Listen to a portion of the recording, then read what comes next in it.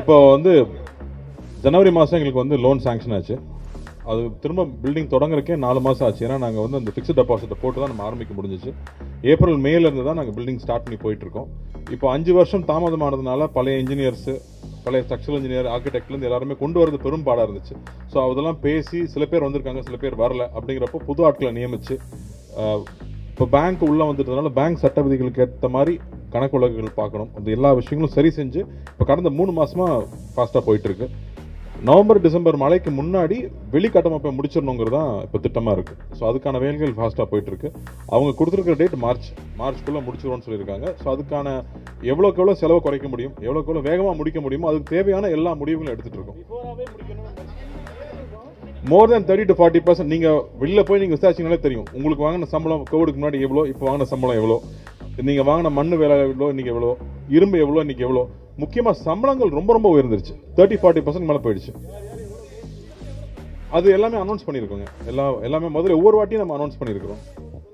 எதுங்க 30-40% மேலே போயிடுச்சுங்க. அதாவது 40%. ஏன்னா பில்டிங் முடிச்சுட்டு நான் உங்களுக்கு சொல்கிறேன் எவ்வளோ வந்திருக்கேன். ஏன்னா என்ன செலவு பண்ணிக்கிட்டு இருக்கோம். முடியும் போது நான் உங்களுக்கு சொல்கிறேன்.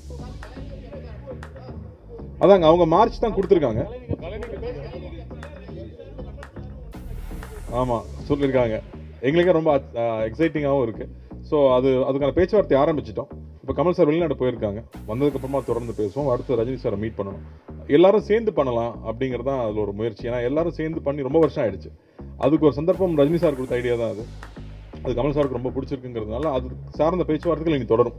அதுக்கு பிளானிங் ஒரு பெரிய டைம் ஆகும். வெயிட் பண்ணுங்க. எல்லாத்தையும் இப்பவே கேட்டு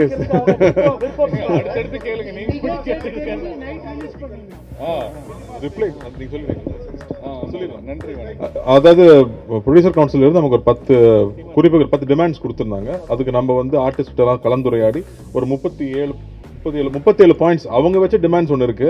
நடிகர்களுக்கு தயாரிப்பாளர் மேலே சில குறைகள் இருக்கு, சரி பண்ணிக்க வேண்டிய விஷயங்கள் இருக்கு. அதெல்லாம் சேர்த்து ஒரு 37 பாயிண்ட்ஸ் அவங்களுக்கு நாங்கள் திருப்பி ரிப்ளையாக கொடுத்துருக்கோம்.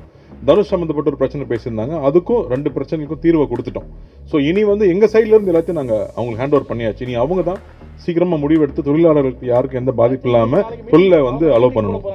இன்னைக்கோ நாளைக்கோ மீட்டிங் போடுறாங்க. டிஸ்கஸ்ல நாங்கள் ஸ்மூத்தாக முடிச்சுப்போம். நீ அங்கே போயிட்ட? சரி சொல்லு.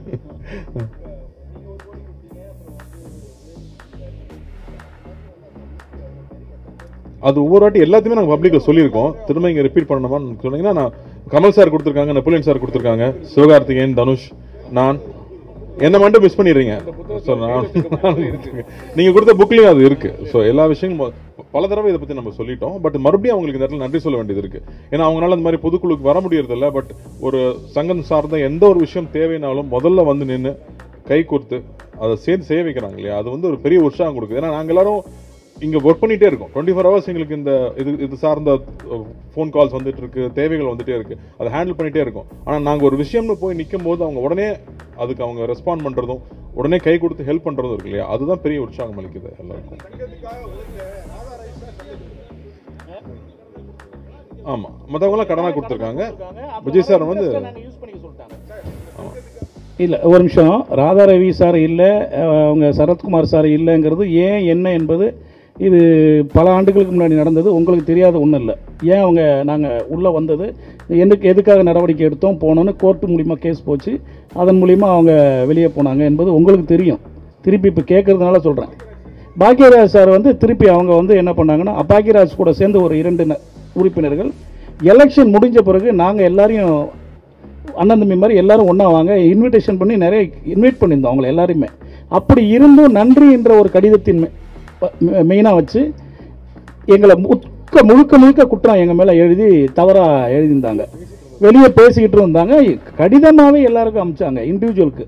ஸோ அதன்படி இதே சட்டத்தை உருவாக்குனது இது ராதாரவி தான். அந்த பைலாவை உருவாக்குனது ராதாரவி சரத்குமார் தான். அந்த சட்டத்தில் தான் இப்படி பேசினா நடவடிக்கை எடுக்கலான்னு அந்த சட்டத்தில் தான் சொல்லுது. அந்த சட்டத்தை தான் நாங்கள் நடவடிக்கை எடுத்தோம், வேற ஒன்றும் இல்லை. தேங்க்யூ. நன்றி.